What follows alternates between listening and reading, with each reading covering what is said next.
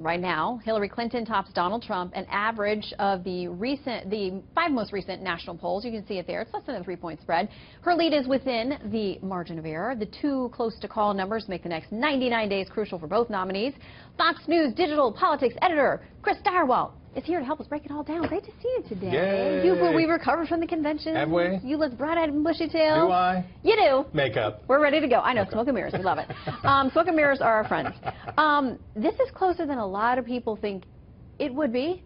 Well, The Clinton campaign feels like, he's had bumble after bumble after bumble, and that she came off of, what a lot of people thought was a very impressive convention. right. But maybe we're not getting all the numbers yet from the convention bumps. Right. We have to understand that the numbers that we just saw represent how the race was going into the convention, because there hasn't been any reliable post-convention polling, and the two were stacked back to back. Yeah. And so Tough to it's tell. much like 2008, it all gets into a scramble. So we'll be able to tell by, let's say, Thursday or Friday of this week how things have shaken out. But definitely, no question, Democrats thought they should be smoking Donald Trump. They thought by now he should be a total toast. How could it be so close?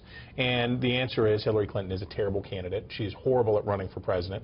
Donald Trump does stumble a lot. You didn't get the warm and fuzzies from her speech the other night? I don't. That's not my jam. I don't warm and fuzzy it. But the data tells me that people don't trust her, and she's broadly. We have the two least liked candidates ever. Right, we do, and the polling shows that. Those are just objective numbers. If you don't, these are factual. Okay, so let's look back. First of all, we want to look to see what the electoral path would be, because these national polls are one thing, but you and I both know it comes down to critical key states.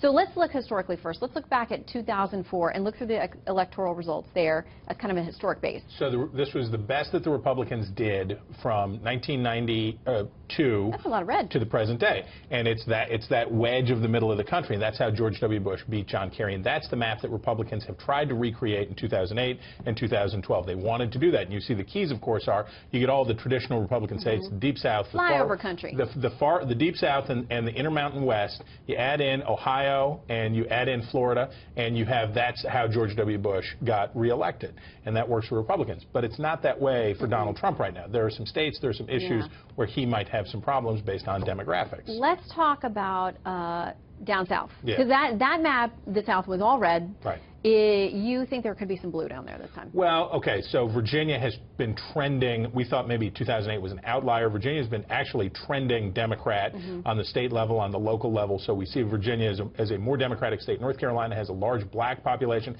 has a large Hispanic population.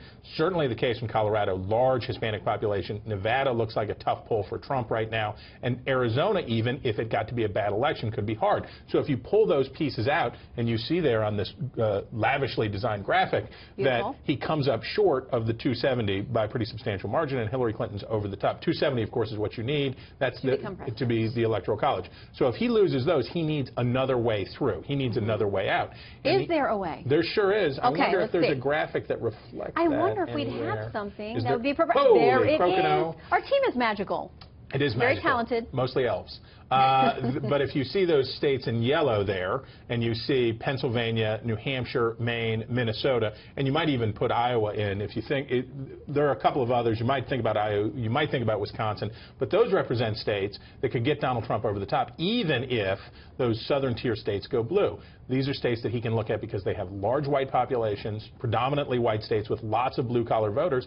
These are the voters that he's done well with, and these are the voters that are upset about why do you think he talks about free trade so much? These are the unions and the blue-collar workers, he knows. And it's interesting because we did a little bit of research on this the last couple of weeks during the conventions, that there are a number of union people that have come out publicly and said they're with them because of that issue. And we could see the Teamsters come out for Donald Trump. We could see individual unions come out for Donald Trump. And that's why when we talk about these states, when Trump talks about tough line on immigration, he talks about against free trade, he is speaking right to these states. And remember, these are places where Ross Perot did okay, where Jesse Ventura won the governorship in Minnesota. The body. It's possible. Some people have called you that too. I don't want to bring it up, but I'm just saying, if it just embrace it. Embrace it. Yeah. Always dashing and seersucker. Great to see you, Chris. Bicycle. Goodbye.